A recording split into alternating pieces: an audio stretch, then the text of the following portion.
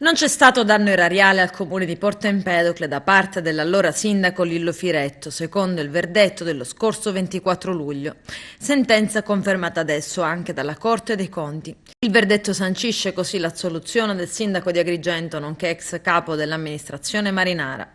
Ero sereno e adesso questa sentenza della Corte dei Conti, che è una conferma, ha dichiarato il sindaco Firetto, mi solleva ulteriormente perché mi consente di condividere con tutti la correttezza delle mie scelte.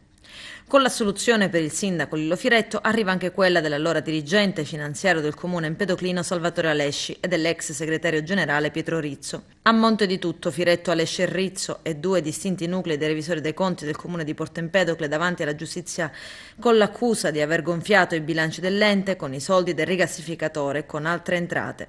Il giudice, entrando nel merito delle accuse mosse dalla procura contabile con 40 pagine di decreto, le ha articolate e smontate. Le imputazioni contabili sono corrette, secondo le norme vigenti, alla data del 2011, 12, 13 e 14. Nessuna elusione delle regole del patto di stabilità al comune di Porto Empedocle. Le regole dell'amministrazione contabile sono entrate in vigore nel 2015.